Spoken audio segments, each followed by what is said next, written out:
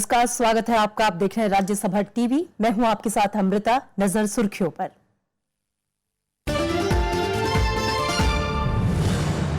संसद के बजट सत्र की तारीखों का आज हो सकता है ऐलान। सीसीपीए से पहले सर्वदलीय बैठक। विधानसभा चुनाव के मद्देनजर सत्र की अवधि पर होगी चर्चा।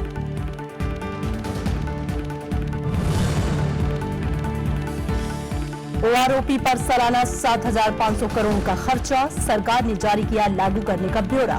4 किश्तों में होगा पेंशन और बकाये का भुगतान।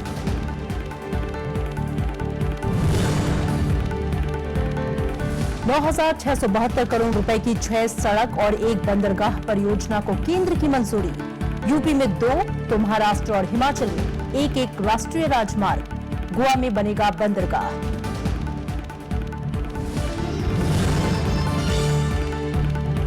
राष्ट्रपति का भारत थाईलैंड द्विपक्षीय रिश्तों को और मजबूत बनाने पर जोर। थाईलैंड को बताया एक्ट ईस्ट नीति का अहम स्तंभ। रक्षा, व्यापार समेत सभी मुद्दों पर सहयोग बढ़ाने पर सहमति।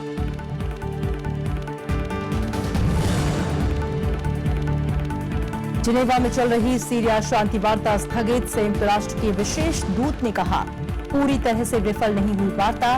25 फरवरी को दोबारा शुरू होगी बातचीत।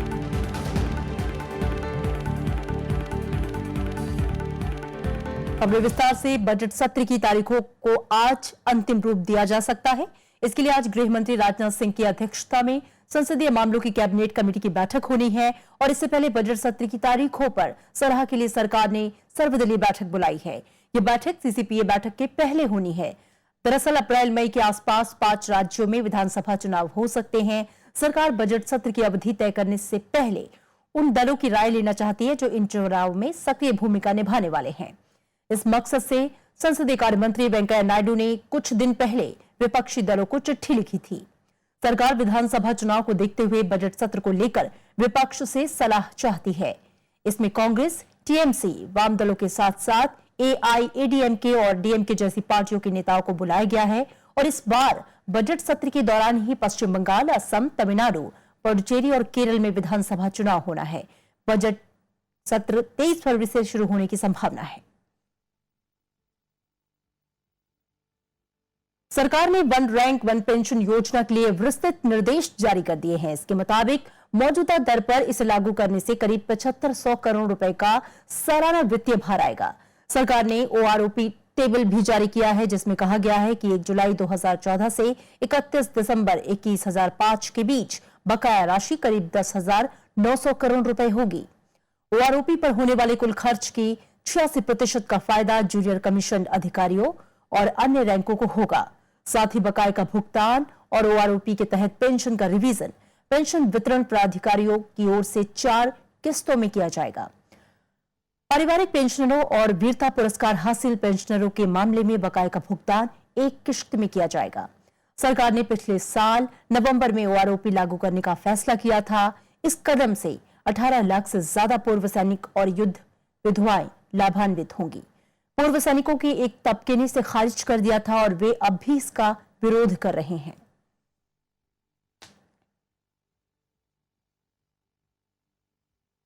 कैबिनेट ने रेलवे को राज्यों के साथ साझा कंपनी बनाने को मंजूरी दी है। इससे रेलवे परियोजनाओं के लिए रकम जुटाना आसान होगा और इन्हें पूरा करने में तेजी आएगी। ये कंपनियां परियोजनाओं की पहचान, जमीन अधिग्रहण और वित्तीय व्यवस्था करेंगी।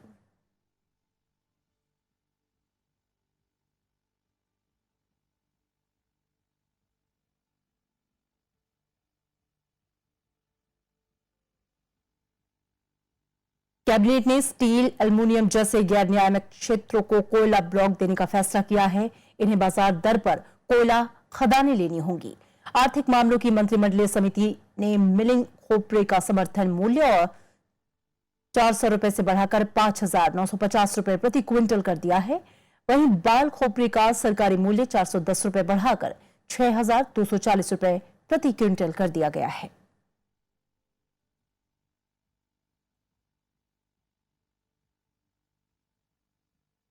केंद्रीय गृह मंत्री राजनाथ सिंह का मानना है कि पाकिस्तान की आतंकियों पर कार्रवाई से दोनों देशों के रिश्तों में सुधार होने के साथ ही दक्षिण एशिया क्षेत्र में शांति का माहौल भी बन सकेगा।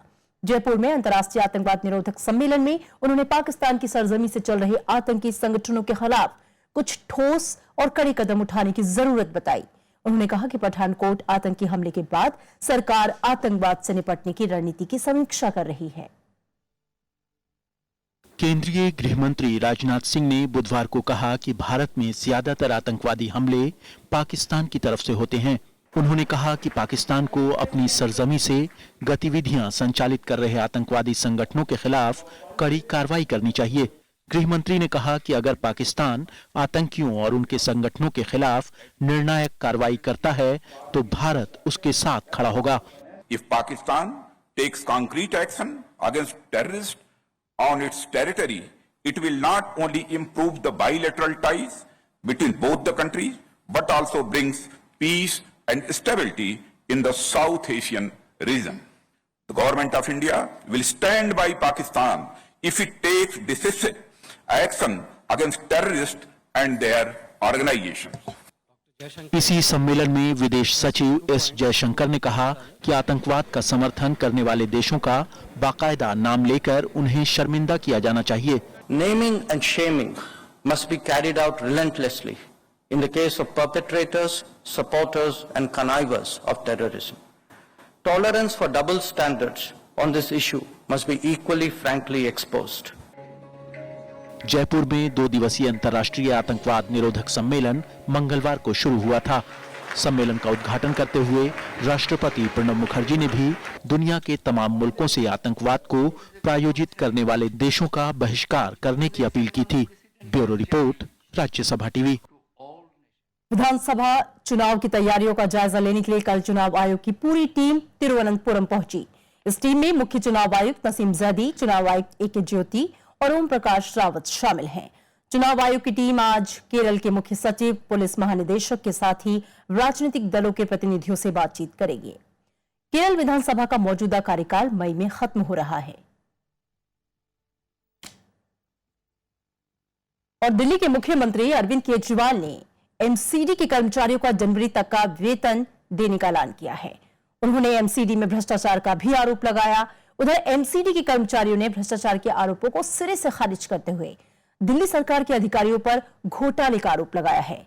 एमसीडी ने कहा कि वो सीबीआई जांच के लिए तैयार है और उनकी हड़ताल जारी रहेगी। पिछले 8 दिनों से एमसीडी के कर्मचारी अपनी मांगों को लेकर हड़ताल पर हैं। सड़कों पर विरोध प्रदर्शन कर रहे हैं। हड़ताल की वजह से दिल्ली की रफ्तार सुस्त पड़ गई है। उधर दिल्ली के मुख्यमंत्री अरविंद केजरीवाल ने बुधवार को एक प्रेस कॉन्फ्रेंस कर एमसीडी कर्मचारियों का 31 जनवरी तक का वेतन देने का ऐलान किया है। मुख्यमंत्री अरविंद केजरीवाल ने एमसीडी में भ्रष्टाचार का गंभीर आरोप लगाया और सीबीआई जांच की मांग की। भ्रष्टाचार का इतना बड़ा अड्डा बन चुका है MCD. It is a classic case of financial mismanagement and huge corruption. बहुत जबरदस्त भ्रष्टाचार हुआ है, सारा पैसा चोरी कर लिया गया है और आज 10 साल के बाद, 10 साल से पिछले 9-10 साल से एमसीडी का राज है। इन्होंने पूरी एमसीडी को बर्बाद कर दिया है और एमसीडी के अंदर भ्रष्टाचार का बोलबाला है। मुख्यमंत्री के ऐलान के बाद तीनों एमसीडी के मेयर ने भी प्रेस कॉन्फ्रेंस कर भ्रष्टाचार के आरोपों को बेबुनियाद बताया। नगर निगम सीबीआई जांच के लिए तैयार है। वहीं मांगों पर अड़े एमसीडी के कर्मचारियों ने साफ कर दिया है कि 31 मार्च तक के वेतन का भुगतान किया जाए। इस प्रकार के झूठ वो दिल्ली की जनता को गुमराह करने के लिए बोलते हैं और दिल्ली की जनता के माध्यम से हमारे को भ्रष्टाचारियों का अड्डा बताते हैं। आधे से ज्यादा अधिकारी दिल्ली सरकार के माध्यम से दिल्ली नगर निगम के अंदर डेप्यूट किए जाते हैं। केजरीवाल साहब, आपकी सरकार के माध्यम से डेप्यूट किए जाते हैं। तो अगर वो भ्रष्टाचार कर रहे हैं तो भ्रष्टाचार कौन कर रहा है? हम कर रहे हैं, दिल्ली सरकार। दिल्ली सरकार नगर निगम ने शिक्षा बजट में कटौती कर 551 करोड़ रुपए का लोन देने का फैसला किया है। इसके अलावा नॉर्थ एमसीडी को 142 करोड़ रुपए दिए जाएंगे, यानी दिल्ली सरकार कुल 693 करोड़ रुपए एमसीडी को देगी। एजुकेशन का ये पैसा काट के दिया जा रहा है, तो ये 551 करोड़ रुपए जो है वो दिल्ली सरकार के एजुकेशन डिपार्टमेंट से काट के, कैपिटल अमाउंट उसमें से काट के, कैपिटल बजट में से काट के उसमें से दिया जा रहा है। वेतन को लेकर एमसीडी कर्मचारियों की हड़ताल कोई नई बात नहीं है। पिछले एक साल में नगर निगम के कर्मचारी कई बार हड़ताल कर चुके हैं, तो वहीं दिल्ली सरकार इस मामले में तभी तेजी दिखाती है जब कर्मचारी हड़ताल पर जाते हैं। अब सवाल ये उठता है कि 31 जनवरी के बाद कर्मचारियों को वेतन कैसे मिलेगा? क्या दिल्ली सरकार और एमसीडी कोई बीच का रास्ता निकालेगी या फिर इस पर सियासत जारी रहेगी? अनु दीवान, राज्यसभा टीवी। एम्स में डॉक्टर कुलदीप कुमार की बर्खास्तगी का मामला अब तूल पकड़ता जा रहा है। एम्स फैकल्टी एसोसिएशन ने बुधवार को डायरेक्टर ऑफिस के सामने धरना दिया। एसोसिएशन ने कहा कि उनकी मांग अगर नहीं मानी गई तो वो कड़ा कदम उठाएंगे।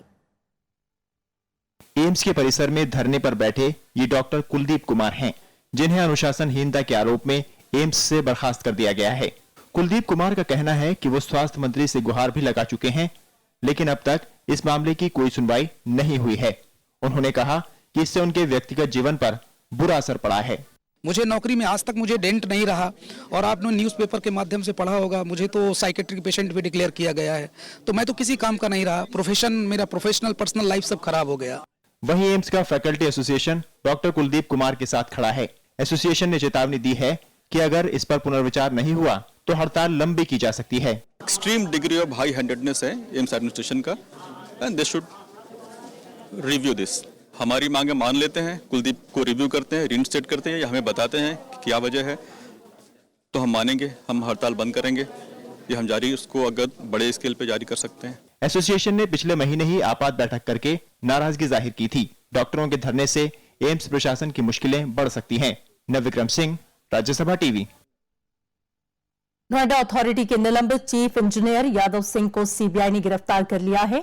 यादव सिंह पर आय से अधिक संपत्ति का आरोप है। सीबीआई ने यादव को पूछताछ के लिए समन भेजा था।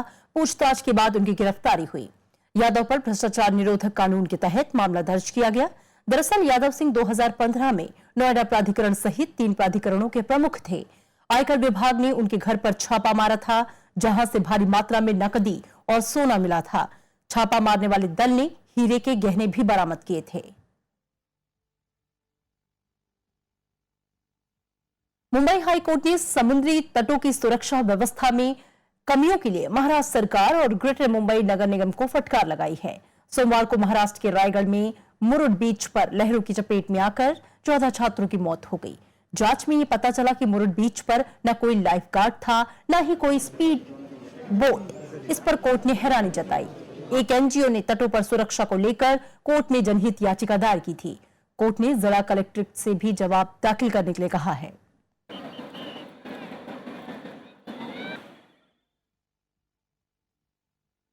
सियाचिन में हुए हिमस्खलन में सेना के 10 जवान लापता हैं और इस भीषण हिमस्खलन में लापता जवानों में एक जेसीओ भी शामिल है।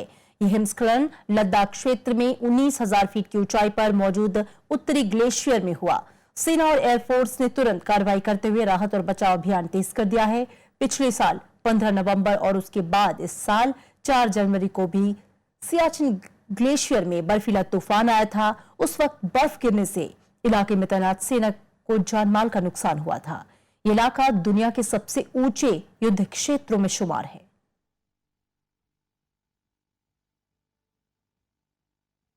और यहां लेंगे एक छोटा सा ब्रेक।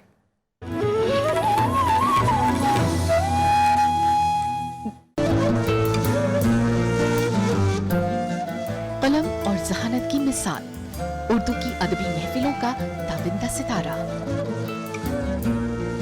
अली बेते से शुरू किया। अच्छा। कि वहाँ से मुख्तसर अफसाने की एक सिंफ आई, एक नावल की सिंफ आई, और ये इसमें कोई शक नहीं कि हमने बहुत थोड़े अरसे में इन असनाफ पर काबू पा लिया और अच्छे लिखने वाले पैदा किए। इंसान दोस्ती के पैरोकार, मिलिए शख्सियत में कलम की दुनिया के अनमोल सितारे इंतजार हुसैन से, सिर्फ राज्यसभा टीवी पर। যদি তোর ডাক শুনে কেউ না আসে তবে একলা চলো রে, যদি তোর ডাক শুনে কেউ না আসে তবে একলা চলো রে, একলা চলো একলা চলো একলা चलो। विरासत में इस बार गुरुदेव रविंद्रनाथ ठाकुर का रचना संसार हिंदी में पहली बार सिर्फ राज्यसभा टेलीविजन पर।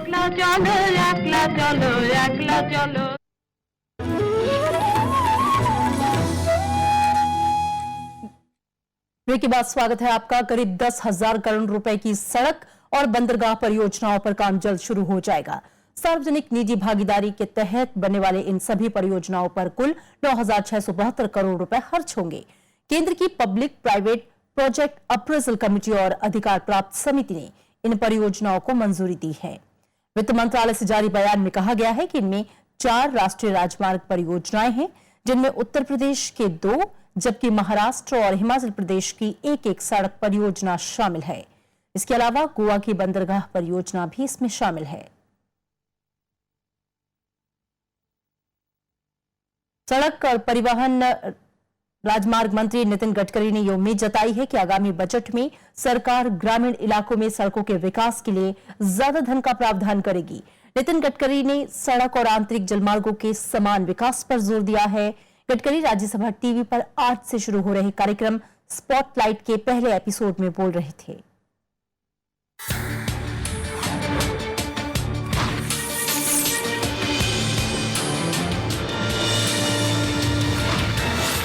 राज्यसभा टीवी के कार्यक्रम स्पॉटलाइट में सड़क परिवहन और राजमार्ग मंत्री नितिन गडकरी ने दावा किया कि ग्रामीण सड़कों का विकास उनके मंत्रालय की प्राथमिकता है।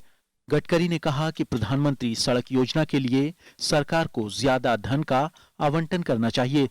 I am the responsible person who prepared that Pradhan Mantri Gram Sadak Yojana, but we need more money for that, and the situation is not good, and we should give highest priority for rural connectivity. So for this year, I am pursuing to the finance minister. If you want, you can subtract some amount from my budget, but give it more to the Pradhan Mantri Gram Sadak Yojana. Nitin Gadkari के पास जलमार्ग मंत्रालय भी है। उन्होंने कहा कि अंतर्देशीय जलमार्गों का सही से विकास न होना दुखद है। उन्होंने कहा कि जलमार्ग देश के विकास में अहम भूमिका निभा सकते हैं। The waterways where we need to give highest priority, there is a budget of 1,000 crore. And the road sector, which creating more pollution, more accident, they have a budget of 45,000 crore. Nitin Gadkari ने दावा किया कि NDA सरकार के मौजूदा 5 साल में भारत में ढांचागत सुविधाओं का अभूतपूर्व विकास होगा। ये कार्यक्रम आप आज रात 10 बजे राज्यसभा टीवी पर देख सकते हैं।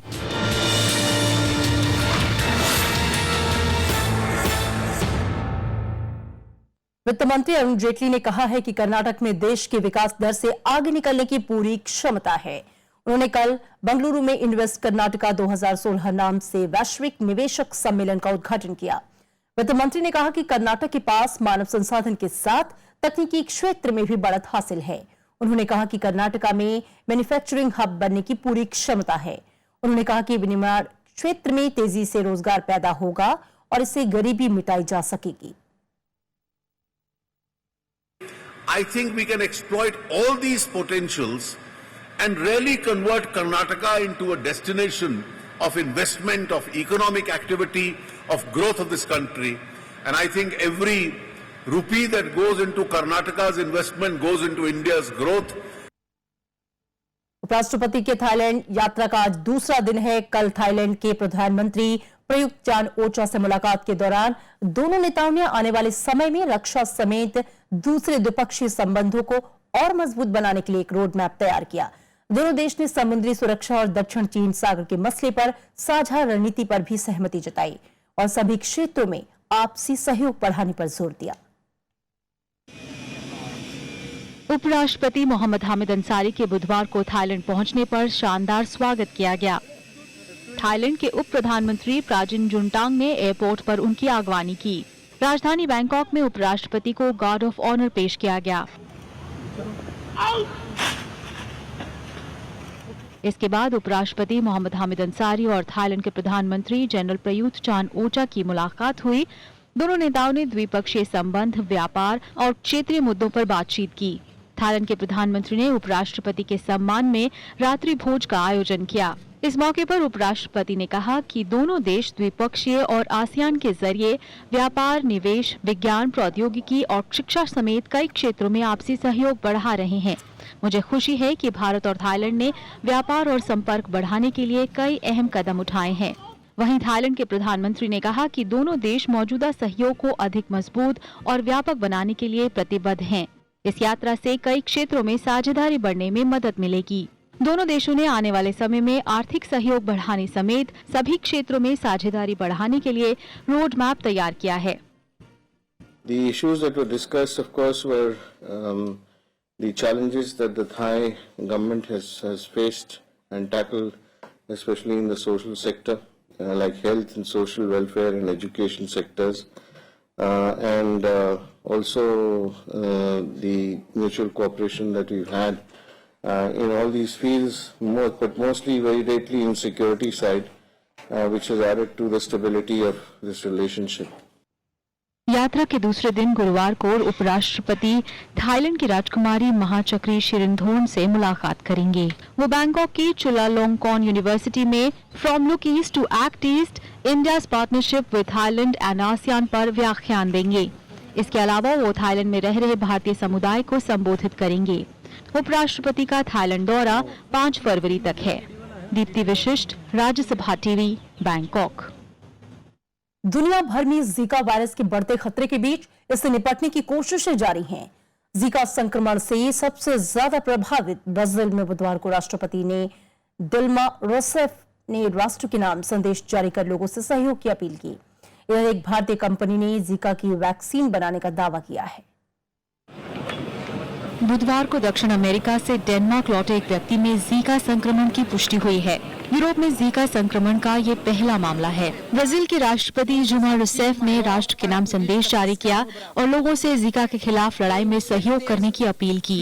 इधर हैदराबाद की एक कंपनी ने जीका संक्रमण रोकने में मददगार 2 वैक्सीन तैयार करने का दावा किया है। हालांकि इसके ट्रायल में अभी लंबा वक्त लगेगा। And we filed in July 2015. We filed a patent also. Probably this is the first global patent filed in 2015 July. Nobody has filed before that. हालांकि कंपनी का कहना है कि उसे ट्रायल के लिए बाहर से जीका वायरस के सैंपल मंगवाने होंगे, लेकिन इसके लिए भारतीय सरकार का सहयोग जरूरी है। उधर अमेरिकी महाद्वीप के दूसरे देशों में भी जीका से लड़ने के तरीकों पर काम चल रहा है। Fumigation can be effective for reducing the adult population of the mosquitoes. So fumigation is not effective against the other forms of the mosquito, like larvae for instance. Therefore, fumigation has limited effect. Aedes इजिप्टी मच्छर को Zika संक्रमण फैलाने के लिए जिम्मेदार माना जा रहा है। मच्छर की यही प्रजाति भारत में डेंगू और चिकनगुनिया जैसी बीमारियां फैलाती है, लेकिन इस मच्छर को खत्म करने की कोशिशें भी अभी तक नाकाम रही हैं। जीका वायरस की पहचान पहली बार 1947 में युगांडा में हुई थी। इसका पहला मामला 1954 में नाइजीरिया में सामने आया था। Bureau report, Rajya Sabha TV. Syria में पिछले 5 साल से चल रहे गृह युद्ध को खत्म करने के लिए जिनेवा में चल रही वार्ता को फिलहाल स्थगित कर दिया गया। संयुक्त राष्ट्र के विशेष दूत स्टाफन डे मिस्तूरा ने इसकी जानकारी दी। उन्होंने कहा कि वार्ता के दौरान प्रगति की काफी कमी थी, लेकिन ये पूरी तरह से विफल नहीं हुई। उन्होंने कहा कि वार्ता दोबारा 25 फरवरी को शुरू होगी। राष्ट्रीय बाल भवन की ओर से कल दिल्ली में प्रतिभाशाली बच्चों को बालश्री सम्मान से नवाजा गया। ये पुरस्कार हर साल संगीत, साहित्य, विज्ञान और चित्रकारी जैसी कलाओं में प्रतिभाशाली बच्चों को दिया जाता है। गुरुवार को दिल्ली का विज्ञान भवन प्रतिभाशाली बच्चों की मौजूदगी का गवाह बना। जहाँ डाल डाल पर सोने की चिड़िया करती है बसेरा, वो भारत देश है मेरा। कोई गायकी में आगे तो कोई चित्रकारी में पारंगत, किसी में नृत्य की कला तो कोई वैज्ञानिक बुद्धि में तेज। मौका था 2013 के बालश्री पुरस्कार कार्यक्रम का। पुरस्कार का मकसद बच्चों की रचनात्मक प्रतिभा को प्रोत्साहित करना है। इस मौके पर मानव संसाधन विकास मंत्री स्मृति ईरानी ने कहा कि विशेष तौर से सक्षम बच्चों की प्रतिभाओं को उभारने के लिए खास कार्यक्रम तैयार किए जाने चाहिए। जो स्पेशल नीड्स के हमारे बच्चे हैं, उनके माध्यम से, कला के संचार से उनकी प्रतिभा को हम कैसे और निखार सकते हैं, बाल भवन के माध्यम से इस विषय पर अगर हम कोई विशेष कार्यक्रम कर सकें अथवा विशेष प्रयोग कर सकें। इस अवार्ड की बहुत ज़्यादा इंपॉर्टेंस है मेरी लाइफ में। ये मुझे बहुत ज़्यादा मोटिवेट कर रहा है आगे और पढ़ने के लिए।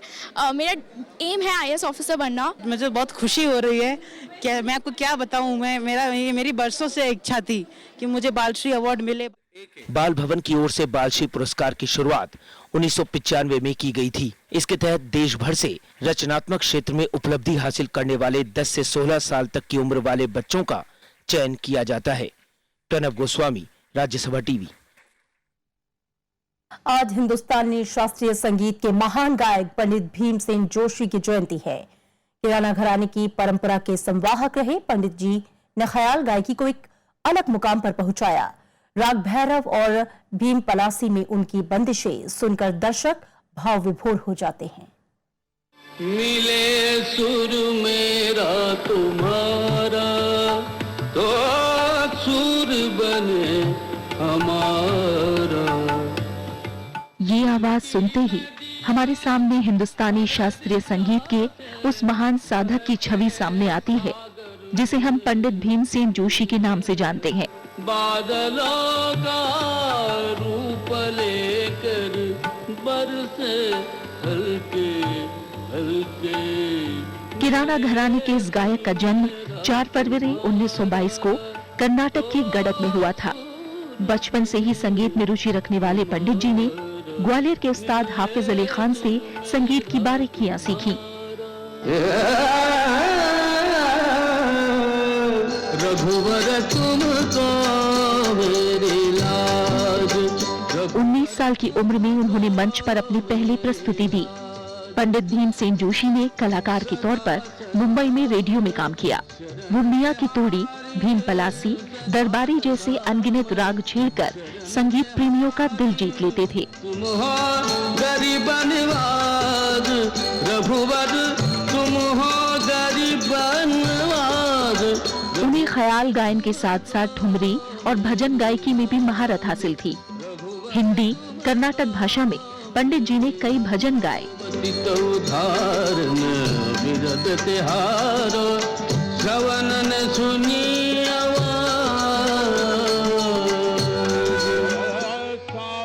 2008 में उन्हें देश के सर्वोच्च नागरिक सम्मान भारत रत्न से नवाजा गया। पंडित भीमसेन जोशी का 24 जनवरी 2011 को पुणे में निधन हो गया। Bureau report, Rajya Sabha TV. और अब नजर सुर्खियों पर।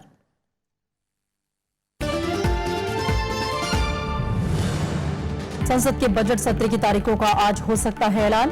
सीसीपीए से पहले सर्वदलीय बैठक। विधानसभा चुनाव के मद्देनजर सत्र की अवधि पर होगी चर्चा।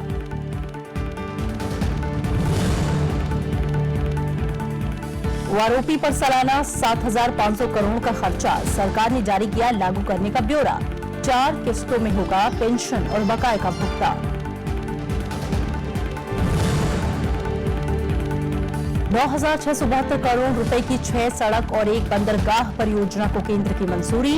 यूपी में 2 तो महाराष्ट्र और हिमाचल में 1-1 राष्ट्रीय राजमार्ग। गोवा में बनेगा बंदरगाह।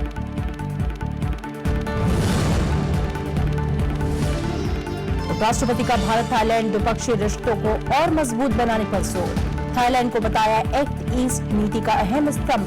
रक्षा, व्यापार समेत सभी मुद्दों पर सहयोग बढ़ाने पर सहमति। और जिनेवा में चल रही सीरिया शांति वार्ता स्थगित। संयुक्त राष्ट्र के विशेष दूत ने कहा पूरी तरह से विफल नहीं हुई वार्ता।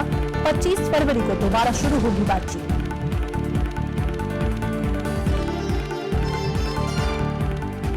और फिलहाल खबरों में इतना ही। आगे देखिए देश देशांतर।